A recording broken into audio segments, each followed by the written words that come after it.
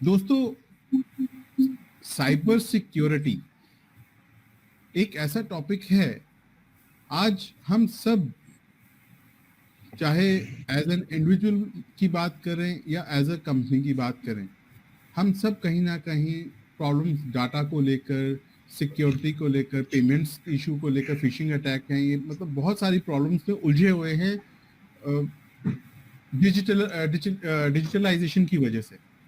Digitalisation में जो हम प्रॉब्लम फेस कर रहे हैं, तो आज आप सबके वो जो क्वेश्चंस हैं उन सब का आंसर देने के लिए हमने आज अनुज अग्रवाल जी को रिक्वेस्ट की कि वो आए और आप सबका वो जो क्वेरीज हैं उसका आंसर दें। तो मैं उनको एक बार फिर से वेलकम करना चाहूँगा। Thank you. द्रव्या जी, आप प्लीज आगे बढ़ाएं प्रोग्राम को। Good evening, everyone. I would also like to welcome our guest, Mr. Anuj Agarwal, on our show today. Thank you so much, sir, for coming, and also share his profile with all of us. He is the chairman of Center of Research on Cybercrime and Cyber Law.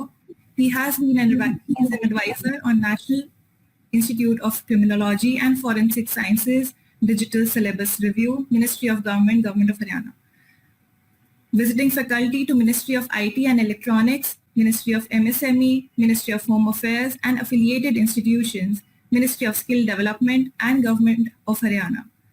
Visiting faculty, PhD, Chamber of Commerce, ASSO, CHAM, Institute of Chartered Accountants of India, trainer on cybercrime investigation and economic laws to law enforcement agencies, UP, Haryana Police, Delhi Police, Telangana Police, Orissa, Bihar, Jharkhand, Chhattisgarh, and many more. He is an author of the first book on cybercrime investigation and digital evidence in Hindi and English. He has almost 20 years of industry verticals experience. I welcome you, sir, on our platform. I would request you to share a few words with us. Thank you, नमस्कार, good afternoon. आज FII के इस platform पर मुझे सभी उद्यमियों और professional से बात करते हुए बहुत खुशी हो रही है।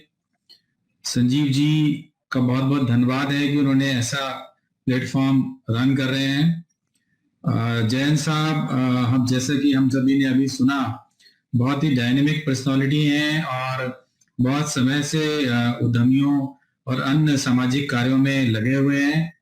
द्रव्या जी ने बहुत अच्छे से इस पूरे प्रोग्राम को इंट्रोड्यूस किया और हितेंद्र भाई का मैं इस कार्यक्रम में स्वागत करता हूं। आज वो भी दिखाई दे रहे हैं अपने चिर परिचित मुस्कुराते हुए अंदाज में, जो हमेशा आज आपको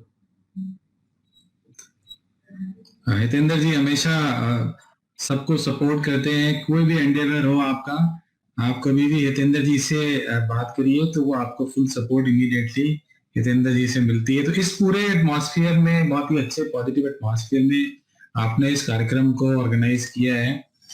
देखिए, साइबर आज इसकी आवश्यकता क्यों है, हम इस पे आज चर्चा कर रहे हैं, इसकी आवश्यकता क्यों है। जितने भी हमारे ट्रांजैक्शंस हैं, निजी जीवन हो या हमारा ऑफिशियल एंगेजमेंट हो, हमारा व्यापारिक एंगेजमेंट हो, बिजनेस हो, सभी कंप्यूटर पे चले गए हैं।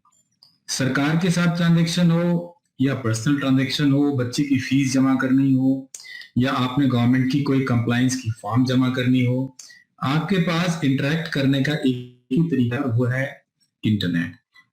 अनफॉर्चुनेटली और फॉर्चुनेटली कोविड पैंडेमिक में भारत में कोई मेजर डिसरप्शन नहीं आया। उसका एक रीजन ये है कि भारत डिजिटाइज हो चुका है। भारत के जो ट्रांजैक्शन है, इकोनॉमिक ट्रांजैक्शन है, बच्चों की पढ़ाई है, लोगों के बातचीत है, सब कुछ डिजिटाइज हो चुका है। और हमारे देश में हालांकि लिटरेसी चाहे 60-70% ही हो, लेकिन जो लोग सो कॉल्ड इलिटरेट भी हैं, वो भी डिजिटल माध्यमों को, फोन और इंटरनेट को बहुत अच्छे से इस्तेमाल कर रहे हैं। अब होता क्या है कि जो क्रिमिनल्स हैं, जो क्राइम करने वाले लोग हैं, जिनकी मानसिकता लोगों के किसी भी काम में बाधा पहुंचाना है, वो हमेशा ऐसे माध्यमों की ओर, ऐसे चीजों की ओर रुख करते हैं जहां सब कुछ ठीक चल रहा है या जहां पर पैसा है, जहां पर वैल्यू है। तो आज जब सारे ट्रांजैक्शन ऑनलाइन हो चुके हैं, आज जब कैश की जगह डिजिटल पेमेंट सबसे ज्यादा प्रेफर्ड माध्यम है, तो ऑब्वियस है कि क्रिमिनल्स का भी जो फोकस है वो बदल के अब इन माध्यमों की ओर बढ़ चला है। कंपनीज की अगर हम बात करें तो उनका सारा डेटा, सारी इंफॉर्मेशन आज कंप्यूटर्स में है, चाहे वो उनके इंटेलेक्चुअल प्रॉपर्टी राइट्स हो, चाहे वो उनके मैन्युफैक्चरिंग प्रोसेस हो, फाइनेंशियल डेटा हो, अकाउंटिंग डेटा हो, किसी भी तरह का कम्युनिकेशन हो, ज्यादातर ईमेल के माध्यम से, चैट के माध्यम से और जो दूसरे इलेक्ट्रॉनिक माध्यम है वो हो रहा है। तो क्राइम करने के लिए क्रिमिनल्स का फोकस अब डिजिटल माध्यमों की ओर बढ़ चला है और इसमें लगातार एसोचैम का एक सर्वे हुआ है करीब 2 साल पहले, उसमें 400% की वृद्धि बताई गई है। तो 400-500% की रफ्तार से ये हर साल साइबर क्राइम बढ़ रहा है। क्योंकि हम अब स्टोन एज में, पाषाण युग में तो वापस जाएंगे नहीं, हम तो आगे ही बढ़ेंगे, तकनीकी को अपनाएंगे, ज्यादा से ज्यादा तकनीकी को इस्तेमाल करेंगे। तो इसलिए हमें इन साइबर खतरों से, इन डिजिटल खतरों से अपने आप को सावधान करना होगा, क्योंकि किसी भी प्रकार के क्राइम को अगर हम ले लें, सावधानी ही सबसे बड़ा बचाव है। सावधानी ही सबसे बड़ा बचाव है और सावधानी के लिए आवश्यक है जानकारी। तो अगर हमें उन साइबर खतरों से जानकारी होगी और उनसे बचने के कुछ साधन हमें पता होंगे, तो हम इस बात को अपने आप को अश्योर कर सकते हैं, अपने को, अपने परिवार को और अपने बिजनेस को, अपने सभी स्टेक होल्डर्स को, हमारे शेयर होल्डर्स को, बैंकर्स को, गवर्नमेंट को, कि हम और हमारा बिजनेस साइबर खतरों से सुरक्षित है। और जो भी लोग हमारे बिजनेस से जुड़ रहे हैं, चाहे वो हमारे कस्टमर्स हैं, हमारे बैंकर्स हैं, हमारे वेंडर्स हैं, या किसी भी तरह से जो लोग बिजनेस से हमारे जुड़े हुए हैं, हमारे पार्टनर्स हैं, वो अश्योर हो जाएं कि ये बिजनेस पूरी तरह से साइबर सुरक्षित है। तो वो अपना इन्वेस्टमेंट कर सकते हैं, ट्रांजेक्शन कर सकते हैं। आज अगर हम वैल्यू की बात करें तो किसी भी बिजनेस की वैल्यू उसके डेटा में है। मैं एक छोटा सा एग्जांपल आपको देना चाहूंगा। करीब 2 साल पहले वॉलमार्ट कंपनी ने फ्लिपकार्ट को करीब $16 बिलियन की वैल्यूएशन पर खरीदा था और आज ऐसा बताया जा रहा है कि उसकी वैल्यूएशन बढ़ के $24 बिलियन हो गई। तो करीब 2 साल में ही ये 50% की वृद्धि हो गई। जबकि फ्लिपकार्ट जो है एक प्रकार का प्लेटफॉर्म है जो बहुत सारे बिजनेसेस को अपना बिजनेस करने के लिए प्लेटफॉर्म प्रोवाइड करता है। वो स्वयं अपना बहुत ज्यादा बिजनेस नहीं कर सकते हैं, ऐसे रेगुलेशंस हैं। वो सिर्फ एक प्लेटफॉर्म है, लोगों का डेटा है, एक आईटी प्लेटफॉर्म है। तो अगर आप देखें कि स्वयं का बहुत बड़ा बिजनेस ना होते हुए, क्योंकि वो एक प्लेटफॉर्म है, उसमें 50% की ग्रोथ है और $24 बिलियन की एक बड़ी भारी वैल्यूएशन है। आप उबेर को देखिए, उनके पास अपनी कोई भी कार नहीं है, कोई भी टैक्सी नहीं है, लेकिन वो दुनिया के सबसे बड़े ट्रांसपोर्टर है, सबसे वैल्यूएबल ट्रांसपोर्टर है। तो आज जो डेटा ड्रिवन कंपनीज हैं, जो इंटरनेट ड्रिवन कंपनीज हैं, उनकी वैल्यूएशन बहुत ज्यादा है, समाज में उनकी आवश्यकता है, व्यापार में उनसे ही बढ़ोतरी है। तो ऑब्वियसली क्रिमिनल्स का ध्यान लगातार इनकी ओर जा रहा है और तरह तरह के साइबर क्राइम सामने आ रहे हैं। और आज मैं फिर एफआईआई को, जैन साहब को, संजीव जी को, द्रव्या जी को धन्यवाद दूंगा कि उन्होंने ऐसे ज्वलंत विषय पर यह चर्चा रखी है। मैं आप सभी का स्वागत करता हूं।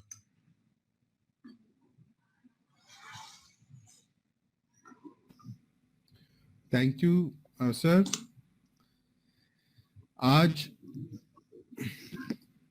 वी आर ऑनर्ड कि आप हमारे बीच हैं और बहुत सारे हमारे ऑडियंस के क्वेश्चंस हैं, जो उनमें से कुछ रैंडमली हम आपसे पूछेंगे, क्योंकि हमारे लिए समय भी हमारे पास लिमिटेड है और आपका हमें जो कीमती समय मिला, वो 1 घंटे का जो स्लॉट मिला है, तो मुझे उसमें जितना ज्यादा से ज्यादा मैं पूछ सकूंगा तो मैं पूछूंगा सर। सर शुरुआत में सबसे पहले बेसिक हमारे ऑडियंस को हम ये बताना चाहते हैं कि एक्चुअल में साइबर क्राइम किसे कहते हैं, उसके कितने टाइप होते हैं, कितने तरह का है, ये थोड़ा सा प्लीज आप। बताएं। देखो, साइबर क्राइम वो सभी क्राइम है जिसमें या तो इलेक्ट्रॉनिक डिवाइसेस का प्रयोग किया जाता है या जो इलेक्ट्रॉनिक डिवाइसेस पर किए जाते हैं। तो एक कंप्यूटर या मोबाइल का इस्तेमाल करते हुए साइबर क्राइम किया भी जा सकता है और उसी कंप्यूटर या मोबाइल को हैक भी किया जा सकता है। तो साइबर क्राइम एक ऐसा अनूठा क्राइम है जो कि डिवाइसेस पे किया भी जाता है और डिवाइसेस के द्वारा करवाया भी जाता है। तो कोई भी ऐसा क्राइम जिसमें इलेक्ट्रॉनिक माध्यमों का, कंप्यूटर्स का, मोबाइल का, इंटरनेट का, नेटवर्क का इस्तेमाल किया जाता है, उसे हम साइबर क्राइम कह सकते हैं। अब प्राइमरीली साइबर क्राइम को हम दो प्रकार के साइबर क्राइम में बांट सकते हैं, हालांकि ये कोई हार्ड एंड फास्ट रूल नहीं है। एक दो प्रकार के साइबर क्राइम जो इंडिविजुअल्स के ऊपर ज्यादा होते हैं और दूसरे वो प्रकार के साइबर क्राइम जो कॉर्पोरेट के ऊपर ज्यादा होते हैं। तो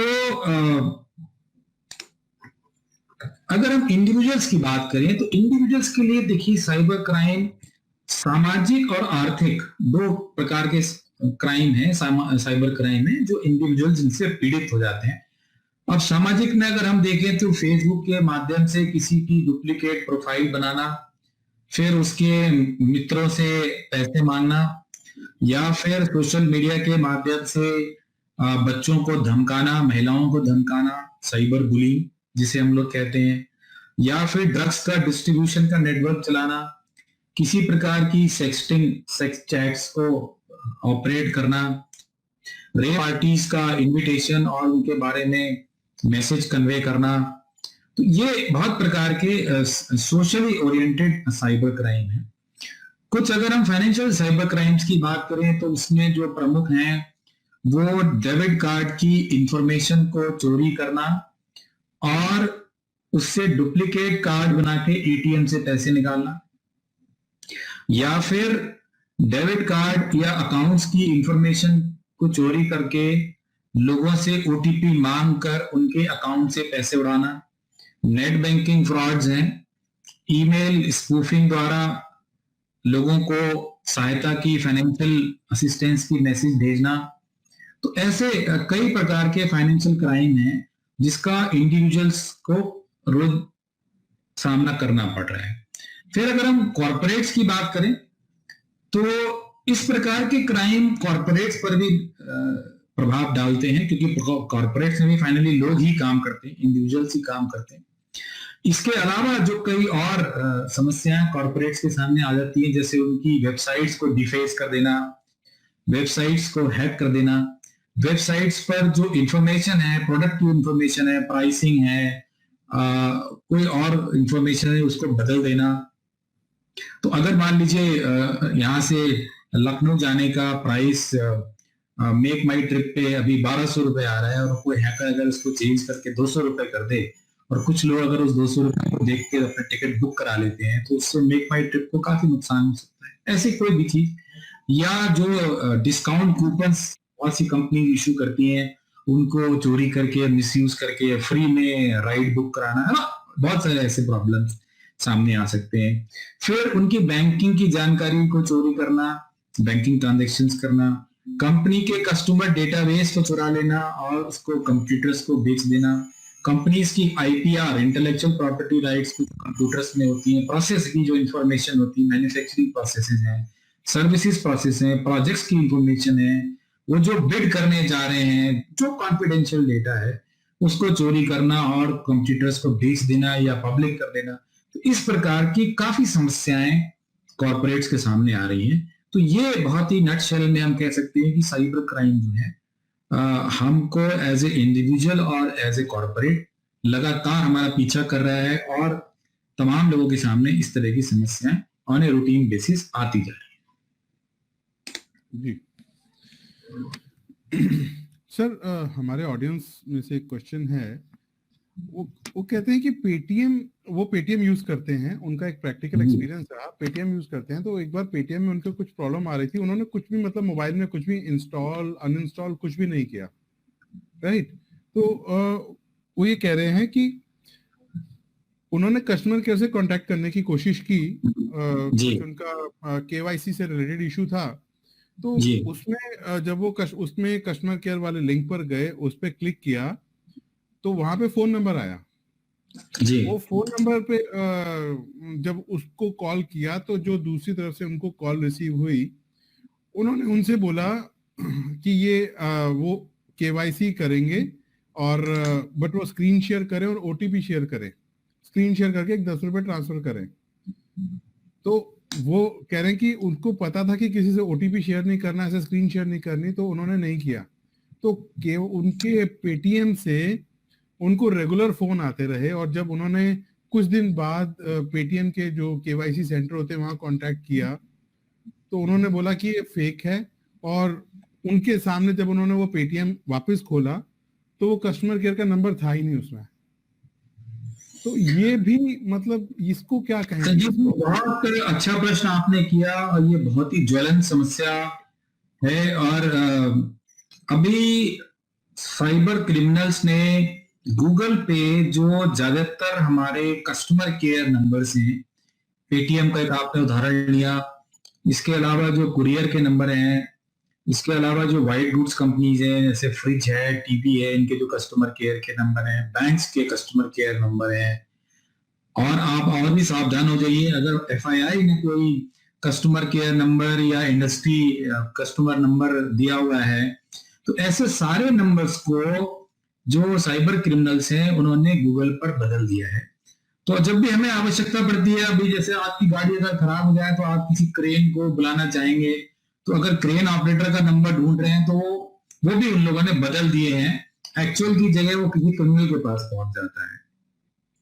और उसके बाद जब आप ऐसे नंबरों को गूगल से लेते हैं और उनसे बात करते हैं, तो वो बात इसी प्रकार से करेंगे कि जैसे कि वो एक्चुअल सर्विस प्रोवाइडर के ऑफिस से ही बोल रहे हैं। लेकिन हम सभी लोगों को ये बात ध्यान रखनी चाहिए, फाइनेंशियल ट्रांजैक्शन की कोई भी कंपनी, एजेंसी, बैंक, इंस्टीट्यूशन कभी भी आपसे ओटीपी नहीं मांगता है, नंबर 1। कभी भी वो आपसे सपोर्ट के लिए किसी प्रकार के एप्लीकेशन को डाउनलोड करने के लिए नहीं कहता है, नंबर 2।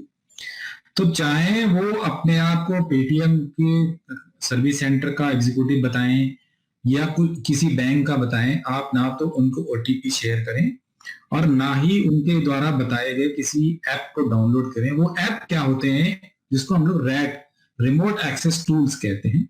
और उस रैट को अगर आपने डाउनलोड कर लिया तो आपकी जो डिवाइस है, फोन या लैपटॉप है, वो क्रिमिनल्स के कंट्रोल में, उनकी विजिबिलिटी हो जाती है। फिर उन्हें एक्चुअली ओटीपी की आपसे पूछने की भी आवश्यकता नहीं, वो ओटीपी उन्हें वही दिख जाएगा, जैसे कि मैं और आपको अभी देख पा रहे हैं। इसी प्रकार से उनको आपके कंप्यूटर की, आपके मोबाइल की कंप्लीट विजिबिलिटी हो जाती है।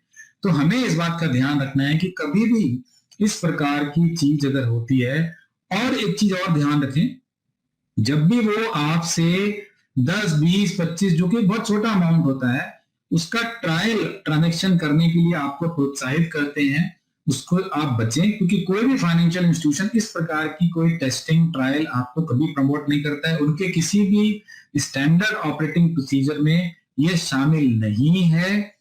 आपको जो भी ट्रांजैक्शन करना है वो आप अपने ऐप में अपने अकाउंट से करिए। किसी के द्वारा बताए गए अकाउंट में 10 रुपए भेजने से भी आपको उसके अकाउंट की विजिबिलिटी, उसको आपके अकाउंट की विजिबिलिटी मिल सकती है। वो बेसिकली आपके अकाउंट की डिटेल जानना चाहता है, तो इससे आपको बचना होगा। जी सर, जैसे अब ये मैं एक सॉफ्टवेयर रिलेटेड बात करता हूँ, जैसे पेटीएम का इन्होंने एग्जांपल दिया, तो पेटीएम के ही सॉफ्टवेयर में उसने नंबर चेंज किया, तो ये इसमें क्या पेटीएम को सिक्योरिटी वाइज और उस कंपनी को एहतियात नहीं बरतनी चाहिए? ये एक्चुअली पेटीएम पे उन्होंने चेंज नहीं किया, ये गूगल पे उन्होंने डाल दिया है अपने आप को पेटीएम बताते हुए। ये एक प्रकार का गूगल का एड है, this is an advertisement on Google. Okay, ठीक है सर।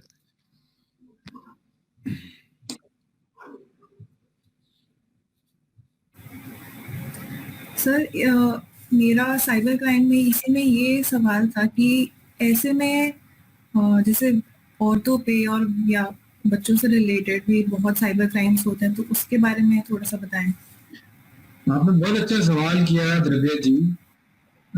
डॉक्टर होने के नाते और वैसे भी आपका इस प्रकार का विचार बहुत ही सुव्यवस्थित है। देखिए बच्चे आज 12-13 साल में, 10 साल में कंप्यूटर्स और मोबाइल को यूज करना सीख जाते हैं। और कोविड की वजह से अब तो स्कूलिंग भी सारी कंप्यूटर्स या मोबाइल के माध्यम से ही हो रही है, क्योंकि फिजिकल स्कूल करीब करीब बंद ही चल रहे हैं। अब ऐसे में जो क्रिमिनल्स हैं वो बच्चों को और जो हमारे समाज के वल्नरेबल सेक्शन है उनको टारगेट करने का ज्यादा से ज्यादा प्रयास करते हैं। मैं ये बिल्कुल भी नहीं कह रहा हूं कि सिर्फ बच्चे ही वल्नरेबल सेक्शन है, यो तो कोई भी इन क्रिमिनल्स के जाल में, इन फ्रॉड्स के जाल में फंस सकता है। लेकिन चूंकि बच्चे अभी छोटे हैं और उनका इस प्रकार के अपराधियों और अपराधों से ज्यादा वास्ता नहीं होता है, तो वो कहीं ना कहीं ये मान लेते हैं कि जो कुछ उनकी स्क्रीन पर बताया जा रहा है, जो व्हाट्सएप में बताया जा रहा है, जो ईमेल पर बताया जा रहा है, या जो वेबसाइट्स पर आ रहा है, वो सही है। तो उनको विशेष रूप से प्रशिक्षित करने, अवेयर करने की जरूरत है कि एक तो जो भी सोशल मीडिया पे मैसेजिंग आ रही है उसको वो हमेशा सही ना माने। दूसरी बात, बहुत सारे ग्रूमिंग गैंग्स सोशल मीडिया के माध्यम से बच्चों को चैट कर रहे हैं और वो बच्चों को पहले बहुत प्रोत्साहित करते हैं, उनको निजी रूप से अच्छा बताते हैं, कहते हैं कि आप बहुत अच्छे लग रहे हैं, आपकी तरह तरह की तारीफें करते हैं। उससे बच्चा उत्साहित होकर अपने निजी बारे में, अपने परिवार के बारे में, अपना एड्रेस और कई बार तो बैंक अकाउंट जैसी महत्वपूर्ण जानकारियां, या घर पे अगर माता पिता नहीं है, वो काम पर जाते हैं, तो कितने बजे से कितने बजे तक जाते हैं, या घर पे और कौन कौन लोग आते हैं, वो सब जानकारियां बच्चा उस क्रिमिनल को ये सोचते हुए शेयर कर देता है कि वो शायद किसी अंकल से बात कर रहा है, किसी अच्छे व्यक्ति से बात कर रहा है जो एक्चुअली उसके बारे में अच्छे विचार रखते हैं। तो ऐसे जो ग्रूमिंग गैंग्स हैं उनसे बच्चों को सावधान करना है और जहां तक संभव हो सके बच्चों को गाइड करना है। देखिए, अब रोकने का समय नहीं है। एक तरीका तो यह है कि आप बच्चों को इस्तेमाल नहीं करने देंगे, उन्हें मना करेंगे, फोर्सफुली रोकेंगे, but that's not the way. ये तरीका अब काम नहीं करेगा। हमें ये आवश्यक है कि इन चीजों के बारे में अपने बच्चों को पहले से बताना है कि इस तरह की समस्याएं हो सकती हैं, और उनको ये कॉन्फिडेंस जनरेट करना है कि जब भी कोई इस टाइप की कॉन्वर्सेशन उनसे करता है, वो अपने बड़ों से, पेरेंट्स से, ग्रैंड पेरेंट्स से, या जो फैमिली फ्रेंड्स हैं, फ्रैंकली, या स्कूल में जो काउंसलर हैं, जो आईटी की टीचर्स हैं, उनसे डिस्कस करें ताकि वो समय रहते उन्हें गाइड कर सके। जी जी बिल्कुल।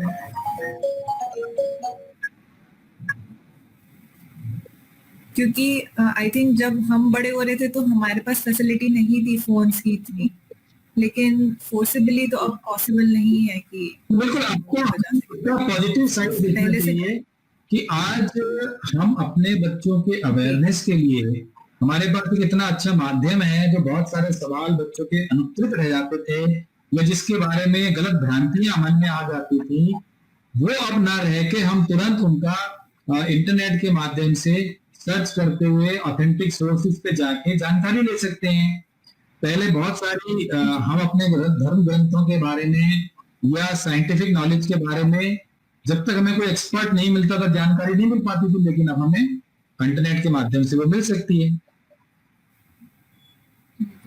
सर, जैसे कि आपने अभी बताया, तो मैं एक चीज को पूछना चाह रहा हूँ कि जैसे बच्चों की बात की हमने, तो एक तो हो गया कि साइबर क्राइम हो गया, ऐसे लिंक्स पे बच्चों ने या हमारे घर की लेडीज ने कुछ ना कुछ क्लिक कर लिया, या जैसे पेटीएम का एग्जांपल हो गया, ये तो चलिए हमने फेस किया, उसके बाद वो हमने साइबर क्राइम में जो भी कंसर्न पर्सन है उनसे सॉल्यूशन ले लिया।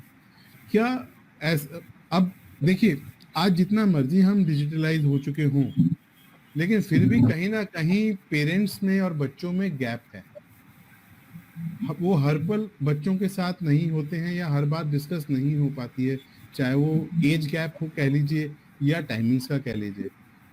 तो ऐसे में वो जहाँ पे गैप होता है वहीं पे प्रॉब्लम्स आती हैं। तो क्या ऐसी कुछ कोई टूल्स हैं ये जिनसे ऐसी चीजों से हम बच सकें, बच्चों को बचा सकें? साइबर क्राइम वाली देखिए, इसमें एक तो कम्युनिकेशन का कोई अल्टरनेट नहीं है। जी अगर आज दुनिया तेज रफ्तार से दौड़ रही है तो पेरेंटिंग का जो थॉट प्रोसेस है वो भी हमें बदलना होगा। समय के अनुसार पेरेंटिंग को और पेरेंटल रिस्पॉन्सिबिलिटीज को समझना होगा। और अगर बच्चों को जानकारी नहीं होगी तो उनसे, जैसा कि आपने ठीक कहा, कि गलती होने की संभावना बढ़ जाती है। इसका एक जो दूसरा तरीका वो हो सकता है वो ये हो सकता है कि जो स्कूल में काउंसलर्स होते हैं उनको आईटी और साइबर इनेबल किया जाए, ट्रेन किया जाए, और वो बच्चों को एनकरेज करें कि वो उनसे अपनी प्रॉब्लम्स को फ्रीली शेयर करें, और अगर उनसे कोई गलती भी हो जाती है तो उसकी सजा का कोई प्रावधान ना रखें कि भाई स्कूल में उनको डांटा जाएगा तो वो ऑब्वियसली अपनी प्रॉब्लम शेयर नहीं करेंगे।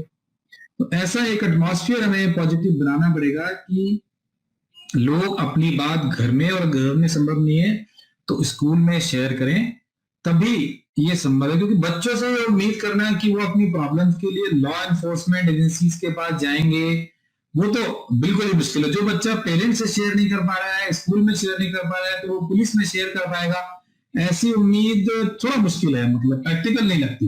हालांकि कुछ ऐसे उदाहरण आते रहते हैं कभी कभी ट्विटर पे देखने में कि भाई वो बच्चा घर से गुस्सा करके और पुलिस थाने में चला गया और वहां उसने अपनी प्रॉब्लम बताई, but I think that is an exception, और वो एक स्टैंडर्ड फीचर है। और जरूरत भी क्या है, बच्चे को तो घर में ही आउटलेट मिलना चाहिए अपनी बात कहने का। तो हम सभी को अपने आप को बदलना होगा, बच्चे को बदलने की कोशिश करने की बजाय अपने आप को बदलना होगा, उसकी नीड्स को समझना होगा, और बदलते हुए परिवेश में पेरेंटिंग को डायनेमिक और डिजिटाइज करना पड़ेगा। जी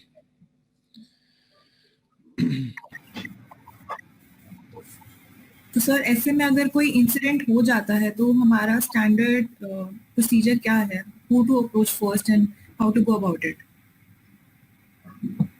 देखिए, ये भी एक प्रकार का क्राइम है, साइबर क्राइम भी क्राइम है।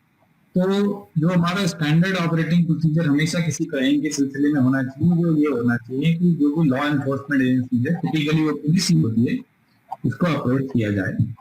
पुलिस को अप्रोच करने के दो तरीके हो सकते हैं। एक तो आप अपने नियरेस्ट वो पुलिस स्टेशन, वहां पर जाके अपनी साइबर क्राइम की शिकायत दर्ज करा सकते हैं, और दूसरा एक इंटरनेट पर भी इस पे शिकायत करने के लिए गृह मंत्रालय की तरफ से एक पोर्टल है, cybercrime.gov.in, cybercrime.gov.in, उस पर भी जाके आप अपनी शिकायत दर्ज करा सकते हैं। तो उसमें फिर आपको जाना नहीं पड़ेगा और आपकी वो शिकायत दर्ज हो जाएगी। अगर वो कोई बैंकिंग फ्रॉड हो गया, जैसे किसी ने आपका डुप्लीकेट डेबिट कार्ड बना लिया या आपके नेट बैंकिंग से मनी विड्रॉ कर लिया, तो उस केस में आपको निश्चित रूप से इस शिकायत को करने के बाद इसकी कॉपी लेकर बैंक में जाना होगा और उन्हें अपने नुकसान के बारे में बताना होगा। अगर आपको एसएमएस से जानकारी समय रहते मिल जाती है कि कोई आपके बैंक पे अटैक कर रहा है या पेटीएम पे अटैक कर रहा है, और मान लीजिए एक ट्रांजैक्शन हो चुकी है, तो उस केस में बिना समय गंवाए सबसे पहले आपको अपने बैंक के हेल्पलाइन नंबर पे फोन करके अपने कार्ड को या अपने अकाउंट को ब्लॉक कराना होगा। उसमें आप पुलिस को बाद में इन्फॉर्म करें, क्योंकि अगर समय रहते आपने अपने कार्ड को ब्लॉक नहीं किया तो और ट्रांजैक्शन बढ़ सकते हैं और आपके अकाउंट में मल्टीपल ट्रांजैक्शन हो सकते हैं। तो उससे क्या होगा कि आपका पूरा अकाउंट ही खाली हो सकता है, क्योंकि नेट बैंकिंग के माध्यम से भी बिना बेनिफिशियरी ऐड किए हुए करीब 50,000 25,000 तक का ट्रांजैक्शन ज्यादातर बैंक अलाउ कर देते हैं। इसी प्रकार से पेटीएम में अगर हम देखें तो बहुत सारे पेटीएम में अकाउंट्स बिना केवाईसी किए हुए 20,000 तक आरबीआई ने अलाउ किया हुआ है, तो वो ऑपरेट हो जाते हैं। तो अगर आपको कोई एसएमएस या ऐसी सूचना मिल रही है जहां पर कि आपके अकाउंट में सेंधमारी शुरू हो चुकी है, कोई एक ट्रांजैक्शन हुआ है, तो आप सबसे पहले कस्टमर केयर पे फोन करें। और ज्यादातर बैंक ने तो ऑटोमेटिक सिस्टम भी बना दिया है और उसमें पहला दूसरा ऑप्शन भी ब्लॉक करने का रहता है। तो वो अगर आईवीआर के माध्यम से ही ब्लॉक हो जाता है तो आप पहले इसको ब्लॉक करके सुरक्षित करें और फिर कस्टमर केयर पे बात करके और पुलिस में बात करके अपनी शिकायत दर्ज कराएं। जी, थैंक यू सर। हमारे ऑडियंस में नेक्स्ट क्वेश्चन ईमेलिंग, हमारे टेक्निकल लैंग्वेज की बात करें तो ईमेल स्पूफिंग से रिलेटेड है, क्योंकि ऑडियंस इतने टेक्निकल नहीं है, तो मैं उनकी प्रॉब्लम को क्लियर बताना चाहूँगा कि उन्होंने जो ऑडियंस हैं उनके जो कंपनी के साथ, आउट ऑफ इंडिया कंपनी के साथ इंपोर्ट एक्सपोर्ट का बिजनेस है, ईमेल के जरिए किसी ने उनका दूसरा डोमेन जस्ट एक अल्फाबेट चेंज करके ईमेल क्रिएट किए, देन जो पेरेंट कंपनी थी उनका तो डोमेन क्रिएट कर लिया अल्फाबेट चेंज करके जस्ट एक, देन जो उनके आगे सप्लायर्स थे उनका वहाँ के जो उनके डोमेन का ईमेल था उसकी जगह सेम नाम से उन्होंने जीमेल और live.com वाले ईमेल यूज करके इंटरैक्शन में चेंज करके अराउंड $5,000 का वो कर दिया, मतलब ट्रांसफर हो गया, उनमें ट्रांजैक्शन हो गई। बाद में पता चला कि ये तो फेक था।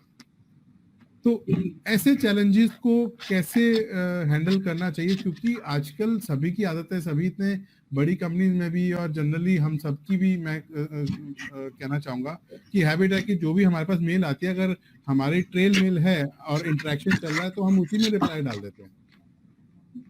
तो बहुत अच्छा प्रश्न आपने किया संजीव जी। और आज बिजनेस देश विदेश में करने के लिए ईमेल के माध्यम से ही कम्युनिकेशन होता है, इनवॉइसिंग भी, परचेज ऑर्डर, बैंकिंग डिटेल्स और जो भी हमारी इंफॉर्मेशन होती है वो ईमेल के माध्यम से ही एक्सचेंज होती है। वो फास्ट है, चीप है।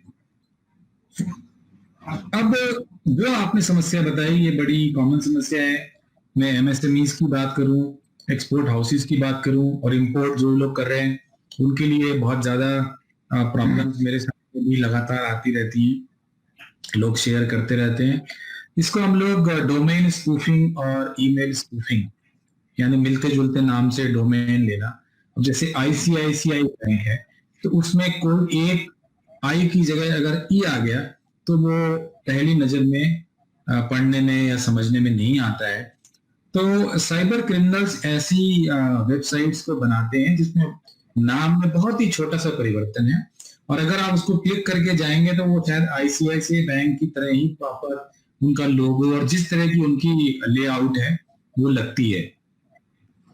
अब इससे बचने के लिए कुछ तो टेक्निकल सॉल्यूशंस भी होते हैं कि आप अपने ईमेल में ऐसे सॉफ्टवेयर लगाएं जो इस प्रकार के जो स्पूफ वाले डोमेन्स हैं उनको मार्क करके रखते हैं, क्योंकि ये सिर्फ एक आपके प्रॉब्लम नहीं है, आपके ऑडियंस की प्रॉब्लम नहीं है, ये बहुत सारे बिजनेसेस की प्रॉब्लम है।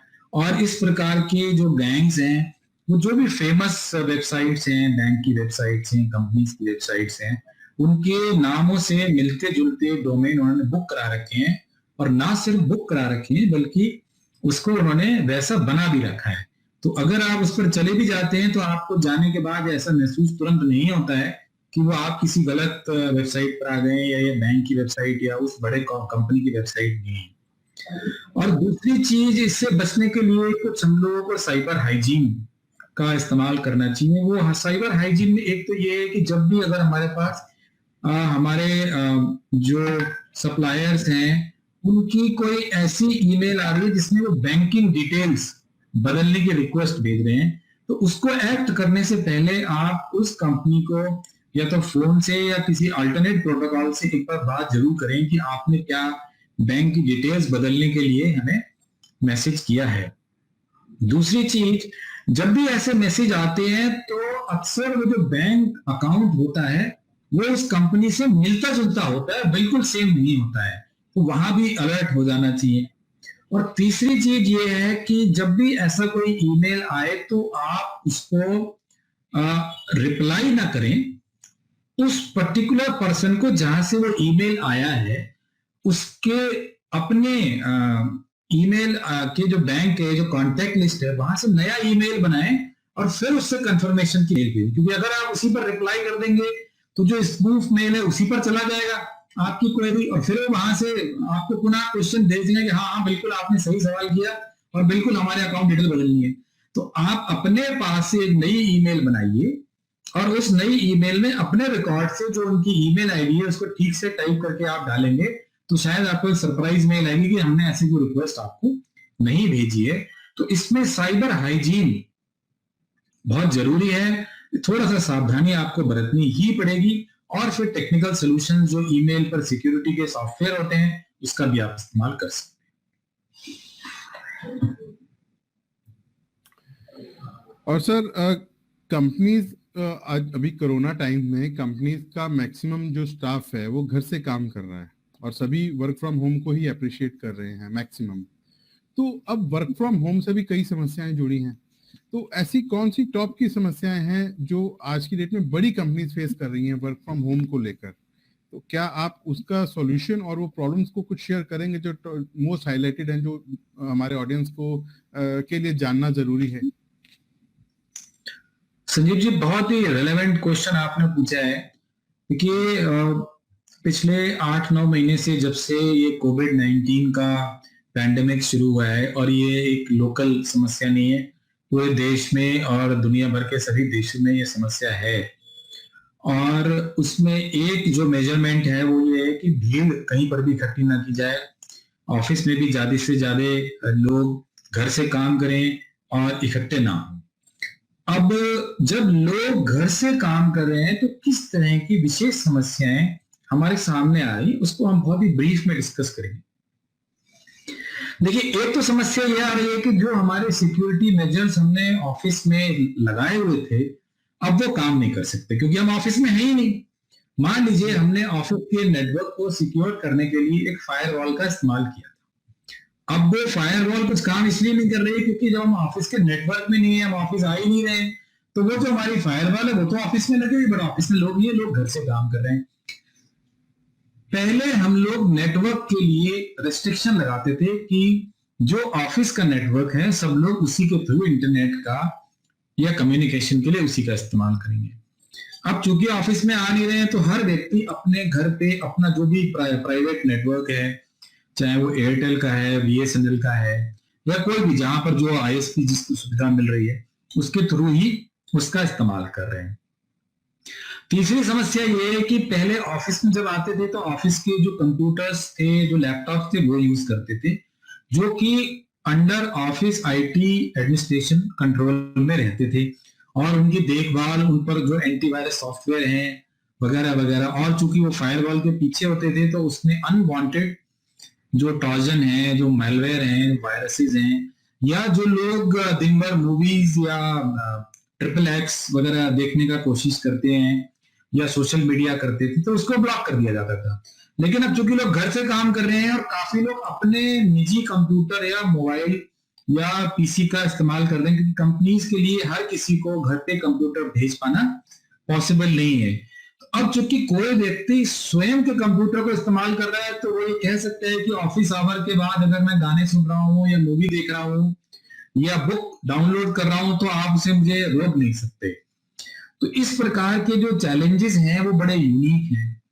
जब कोई व्यक्ति ऑफिस में काम कर रहा है तो जो कॉन्फिडेंशियल डेटा है वो अगर उसको कॉपी करने की कोशिश करेगा, एक तो उसको फिजिकली प्रिवेंट कर सकते हैं, यूएसबी ब्लॉक कर सकते हैं, और दूसरा उसको कैमरा और दूसरे सुपरवाइजरी मेथड से चेक करके रोक सकते हैं। लेकिन जब वो घर से काम कर रहा है तो किसी को पता ही नहीं चल रहा है कि वो क्या कर रहे हैं, सिर्फ काम ही नहीं कर रहा है, उस काम के बदले में जो डेटा उसको मिल रहा है उसको वो डाउनलोड भी कर सकता है। फॉर एग्जांपल, अगर कोई बैंकिंग का कर्मचारी है तो वो अकाउंट्स की एक्सेस उसे दी जाएगी, तभी तो वो आपके अकाउंट्स के बारे में आपको जानकारी बता पाएगा। या अगर कोई हेल्थ सेक्टर का कर्मचारी है तो वो हेल्थ से संबंधित रिकॉर्ड आपके देख रहा है।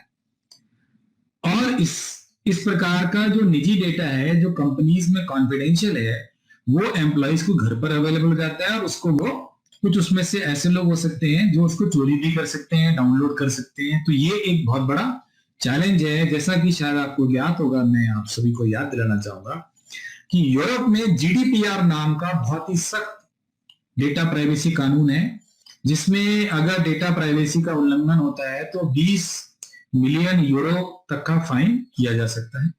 इसी प्रकार से अमेरिका में हेल्थ रिकॉर्ड्स को लेकर हिपा नाम का बहुत सख्त कानून है। तो अगर हेल्थ रिकॉर्ड्स को किसी भी प्रकार से मिसयूज किया जाता है, डेटा प्राइवेसी को ब्रीच किया जाता है, तो हजारों लाखों डॉलर के फाइन लगाए जा सकते हैं। हमारे देश में भी 5 करोड़ तक का फाइन डेटा ब्रीच पर एग्जिस्टिंग कानूनों के माध्यमों से लगाया जा सकता है, और दूसरे सख्त कानून भी बनाए जा रहे हैं। ऐसे सख्त कानून दुनिया के करीब करीब सभी जो प्रमुख देश हैं, सिंगापुर है, ऑस्ट्रेलिया है, जापान है, वहां भी ऑलरेडी बन चुके हैं। तो उनका भी उल्लंघन है। अगर इस प्रकार का डेटा कोई एम्प्लॉय घर से मिसयूज कर रहा है, तो घर से काम करने में ये बड़े नए और बड़े विचित्र प्रकार के cyber challenges, digital challenges create हो गए हैं। और इसका कोई ये उपाय नहीं है कि आप लोगों को ऑफिस में बुलाएं, क्योंकि पैंडेमिक अभी चल भी रहा है। और दूसरी एक चीज और है कि कॉर्पोरेट्स ने पिछले 7-8 महीने में ये महसूस किया है कि अगर वो एम्प्लॉयज को घर से काम करने देते हैं तो उससे उनका बड़ा मुनाफा हो रहा है, किराए में बचत हो रही है, बिजली, पानी और तमाम आने जाने की फैसिलिटीज। और महिलाओं को विशेष रूप से इससे फायदा हुआ है कि अब वो अपने टैलेंट को घर बैठे बैठे इस्तेमाल कर सकती हैं। पहले बहुत सारी महिलाएं और कुछ लोग इसलिए मेन स्ट्रीम वर्कफोर्स को ज्वाइन नहीं कर पा रहे थे क्योंकि उनके लिए ऑफिस का आना जाना ये बड़ा मुश्किल काम हो जा रहा था। लेकिन अगर घर से उन्हें काम करने का मौका मिले तो उनकी टैलेंट का बहुत सही इस्तेमाल हो रहा है। टीयर 2, टीयर 3 सिटीज में जो हमारी टैलेंट भरी पड़ी है, भारत तो गांवों का देश है, तो अब चूंकि वहां से कोई भी काम कर पा रहा है, कनेक्टिविटी है, तो वो जो वर्कफोर्स पहले हमारे मेन स्ट्रीम में नहीं थी, यूज नहीं हो पा रही थी, अब हम उसको भी यूज कर पा रहे हैं। तो कुल मिलाकर ये फायदे का सौदा है हमारे समाज के लिए, देश के लिए, बिजनेस के लिए। लेकिन ये चैलेंजेस बने हुए।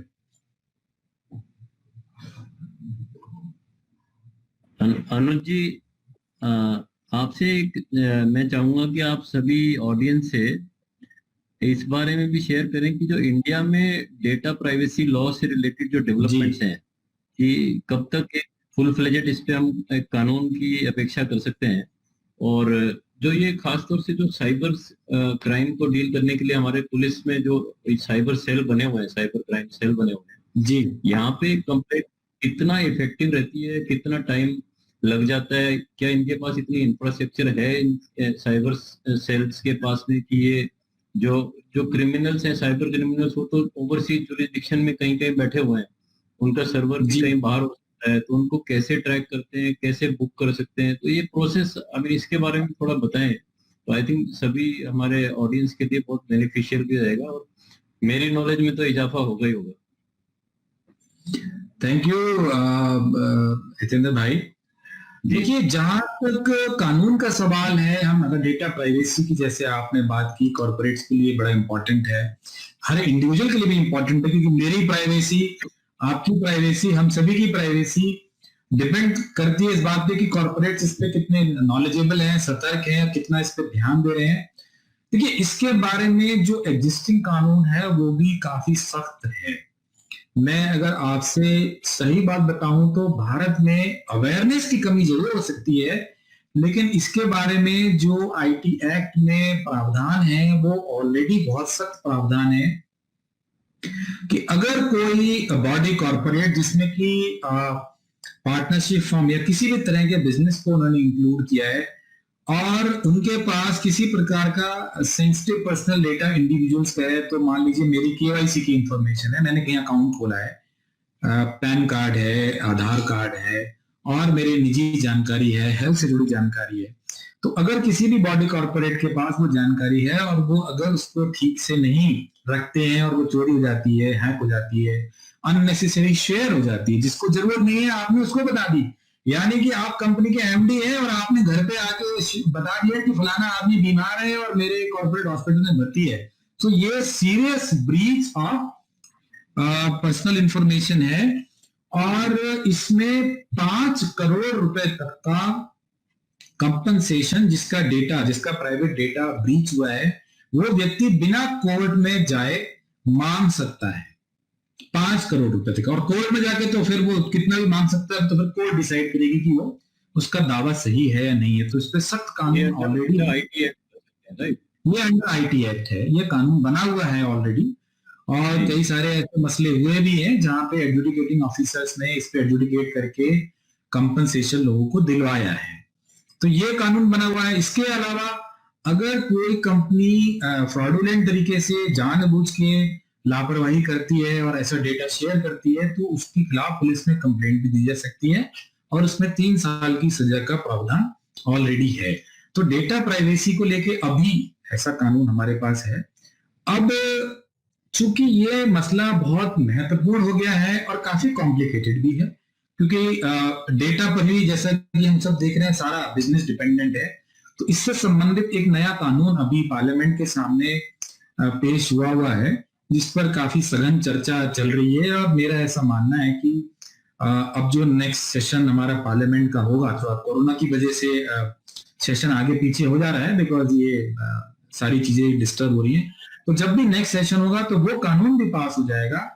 तो वो भी उसी प्रकार से सख्त है जैसा कि मैंने GDPR यूरोप में बताया, और उसमें ऐसा प्रावधान है कि जो कंपनीज डेटा को सुरक्षित तरीके से स्टोर नहीं कर रही हैं और वो वहां से चोरी हो जा रहा है, हैक हो जा रहा है, या उनके एम्प्लॉइज चुरा रहे हैं, या उनकी लापरवाही से शेयर हो जा रहा है, तो उसमें 4% of the global turnover of the company उनको फाइन किया जा सकता है, कंपनसेशन का प्रावधान है। तो ये ऐसी हमारे यहाँ कानूनी व्यवस्था अभी भी है और आगे इस पे लगातार सरकार की तरफ से, पार्लियामेंट की तरफ से कार्रवाई चल रही है। तो सभी लोगों को ये समझ लेना चाहिए, कॉर्पोरेट्स को, जो ये डेटा रख रहे हैं लोगों का पार्टनरशिप फर्म्स में जहां भी है, चाहे वो चार्टर्ड अकाउंटेंट्स हैं, लॉयर्स हैं, या बैंक्स हैं, पेटीएम कंपनी है, या कोई भी कंपनी है जो लोगों का निजी डेटा रखती है, तो उनको उसको सुरक्षित रखना उनकी जिम्मेदारी है। और इसके संबंधित रूल्स सरकार ने बना रखे हैं, तो उनको ना सिर्फ उस डेटा को सुरक्षित रखना है, टेक्निकली और प्रोसेस वाइज पूरा प्रोसेस बना के रखना है और उसको ऑडिट भी कराना है। सिर्फ ये नहीं कि जी मुझे ठीक लग रहा है, मैंने इस तरीके से कैबिनेट में ताला लगा के रख दिया और डेटा उसके पीछे रखा हुआ है। आपने उसको ऑडिट भी कराना है ताकि ये पता चल सके कि आपने जो सुरक्षा की व्यवस्था की हुई है, टेक्निकल व्यवस्था की है, एज वेल एज जो आपने प्रोसेस किया है, वो समुचित है, आपके बिजनेस के हिसाब से बराबर है, या बस आपका बिजनेस तो 1000 करोड़ का है और आपने जो है बहुत ही मामूली व्यवस्था, जिसे कहते हैं ना, एंटीक्वेटेड अरेंजमेंट कर रखा है। तो ये नहीं है, तो ऐसा कानून ऑलरेडी है। इसमें अनुज जी एक बहुत ही कॉमन जैसे लेमैन ऑब्जर्वेशन आपसे शेयर करूंगा। जैसे अभी मैं गूगल पे सर्च करता हूँ, कोई मेरे को सपोज हॉलीडे पैकेज ही सर्च करना है, राइट, मैंने तो सिर्फ गूगल पे अपने सिस्टम पे सर्च किया है और फिर जगह जगह से मेरे पास वही इंफॉर्मेशन फीड करना शुरू हो जाती है। हालांकि इंटरनेट ऑफ थिंग्स है, टेक्नोलॉजी है, आर्टिफिशियल इंटेलिजेंस यूज होती है, बट समहाउ ये इंफॉर्मेशन शेयर होती है, तभी सारी कंपनियां मुझे वो पैकेज भेजना शुरू कर देती हैं। मेरे को SMS भी आने लग जाते हैं। मुझे जब भी कोई आइटम सर्च करता हूँ तो राइट बॉक्स में वो सारे पैकेजेस दिखने लग जाते हैं कि मैंने एक पैकेज सर्च किया है। तो आई मीन ये डेटा ब्रीच ही लगता है मुझे। तो आई मीन मेरा अपना पर्सनल ऑब्जर्वेशन है कि अनलेस आई गिव कंसेंट, हालांकि गूगल यूज करने से पहले कहीं आप टर्म्स एंड कंडीशन एक्सेप्ट तो कर ही लेते हो, लेकिन ऐसे डेटा को पब्लिकली शेयर कर देना, जैसे मैंने कोई भी आइटम पे सर्च किया, उस हर बार वही आइटम मुझे लोड मतलब इंफॉर्मेशन आती रहती है। तो इस पे आप क्या कहते हैं? ऑब्जर्वेशन रखा है और आपने उसका पार्टली जवाब भी दिया कि जब हम गूगल के टर्म्स कंडीशंस एग्री करते हैं या फेसबुक के टर्म्स कंडीशंस एग्री करते हैं, तो उसमें फाइन प्रिंट्स में कहीं ना कहीं ये लिखा होता है कि वो यूजर का डेटा, उसकी ब्राउजिंग हैबिट्स और उसकी ईमेल वगैरह को पढ़ते हैं और उसको अपने मार्केटिंग के लोगों के साथ शेयर करते हैं। और इसी तरह की कंसर्न्स को ध्यान में रखते हुए जो हमारा नया डेटा प्रोटेक्शन एक्ट है, उसमें एक्सप्लिसिट कंसेंट की बात करी जा रही है कि एक तो आपने 40 पेज का एग्रीमेंट दिया और जो कि लोग समझ भी नहीं पा रहे हैं और आपने उनसे कंसेंट ले ली। ये वैसे हो जाता है जैसे शादी में कंसेंट ले ली जाती है फेरों से पहले कि हाँ जी आपने सब चीज समझ ली।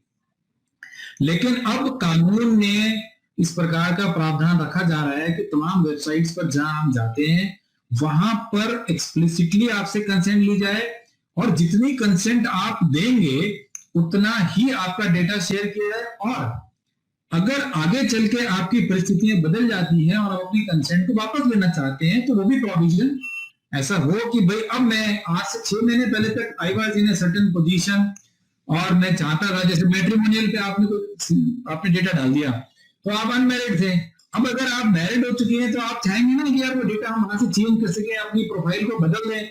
तो इस प्रकार की जो सुविधा आपको आवश्यक है, तो इससे संबंधित चीजों को लाने के लिए ही ये कॉम्प्रिहेंसिव लॉ प्रपोज्ड है, तो मुझे लगता है अगर ये कानून की शक्ल लेता है, जल्दी ही बन जाता है, तो इस प्रकार के कंसर्न को एड्रेस करना कहीं आसान हो जाएगा। ठीक बात है सर, क्योंकि अभी तो ऐसा हो गया है कि मैं कहीं भी जा रहा हूँ, मुझे लग रहा है कि कोई सर्विलेंस हो रही है मेरे ऊपर, कि मैं कहीं भी फोन कर रहा होता हूँ, अगर 2-3 बार मैंने किसी नंबर पे फोन कर दिया तो मैं देखता हूँ कि उसी बंदे की फेसबुक में सजेशन आ जाता है, ऐड फ्रेंड, या लिंक्डइन में कहीं से कनेक्ट सजेशन आ जाता है। तो ये आई मीन ऐसा ही है कि मुझे डेटा प्रीवेसी का क्लियर ब्रीच लगता है कि भाई सर मैं फोन कर जो आप सोच रहे हैं उस पर भी जो है आपको ऐड दिया जाए, ये भी रिसर्च चल रही है अभी तो जी। तो इन्हीं कंसर्न्स को ध्यान में रखते हुए ऐसा कानून जो अभी कॉम्प्रिहेंसिव डेटा प्रोटेक्शन कानून पार्लियामेंट के सामने है, अगर वो लॉ में कन्वर्ट होता है तो हमें इस प्रकार की सुविधाएं मिलेंगी, बिल्कुल मिलेंगी, बिल्कुल ये आवश्यक है। और आपका प्रश्न बड़ा समसामयिक, आई विल से बड़ा कंटेम्पररी, बड़ा इंपॉर्टेंट टॉपिक है। Hitendra ji, thank you Anuj ji. Thank you आपने थैंक यू, आपने हमारी और नॉलेज बढ़ाई और एडिशनल क्वेश्चन पूछकर, और अनुज जी ने बहुत अच्छे से हमें जवाब दिया, और हमारे सारे ऑडियंस को उम्मीद करता हूं कि उन सभी ऑडियंस की सभी क्वेश्चंस के आंसर मिल गए होंगे। अभी और बहुत सारे क्वेश्चन हैं लेकिन समय हमें अलाउ नहीं कर रहा है, और मैं हितेंद्र जी आपसे रिक्वेस्ट करूंगा कि आप अनुज जी के बारे में 2 शब्द कहें। जी, अनुज अग्रवाल जी मेरे तो बहुत अच्छे दोस्त भी हैं, प्रोफेशनल फ्रेंड भी हैं, और को प्रोफेशनल भी हैं इन ए वे, क्योंकि हमारा डिफरेंट प्रोफेशनल प्लेटफॉर्म पे कहीं ना कहीं साथ रहता है। और मेरे एक ब्रदर भी हैं इन ए वे प्रोफेशनली, हम लोग समय समय पे चर्चा भी करते रहते हैं। तो अनुज जी को सुनना मेरे लिए every time it's a delight for me. और कभी भी जब इनका मैसेज आता है कि आज मैं डीडी नेशनल पर इस विषय पे चर्चा कर रहा हूँ, या आज मैं इस मीडिया चैनल पर इस विषय पे चर्चा कर रहा हूँ, तो invariably I try to ensure कि मैं इनको सुनूं, और उस नया जो इशू आया होता है तो उसके बारे में अपनी भी जानकारी बढ़ाऊं। तो अनुज जी अपने सब्जेक्ट के तो एक्सपर्ट हैं ही हैं, बट ये साथ में जो दूसरे इनकी जो गतिविधियां हैं, कि जो पुलिस ट्रेनिंग का जो काम करते हैं, कि ये I mean across India different state की पुलिस को जो ट्रेन करने का काम कर रहे हैं, particularly how to deal with cyber crimes, और उनकी कैपेसिटी बिल्डिंग, और उनकी एक जो अंडरस्टैंडिंग है अबाउट दिस साइबर क्राइम्स, उसको एनहांस करने का जो काम कर रहे हैं, दैट इज रियली इनक्रेडिबल। सो अनुज जी अपनी फील्ड में इनकी महारत तो रहेगी, बट ये वाला काम जो I think in larger national interest जो करते हैं, और कई बार तो हम चर्चा भी करते हैं कि इतना समय कैसे निकालते हैं, बट समाउ ये इन कामों के लिए में हमेशा अवेलेबल रहते हैं। और आज FII के लिए भी आए, being a chairman of international affairs committee of FII, आपका फिर से एक बार स्वागत और अभिनंदन, और बहुत बहुत धन्यवाद अनुज जी, आप आए, आपने शेयर किया। और आई थिंक ऑडियंस को मैं ये इंश्योर कर सकता हूँ कि अगर उनके फर्दर भी कोई क्वेश्चन होंगे तो वो हमें लिख सकते हैं FII को, और अनुज जी से हम रिक्वेस्ट करेंगे कि उन क्वेश्चन के आंसर भी उनको हम शेयर कर पाए, चाहे वो ईमेल के माध्यम से जनरल क्वेश्चन बना के रिलीज करें अनुज अग्रवाल जी के नाम से। So thank you so much Anuj ji, and thank you Sanjeev ji and Dravya, my colleagues and co-hosts in this event, and thank you all the participants from across India and abroad, all of the contingents. Thank you so much. Thank you so very much. Thank you.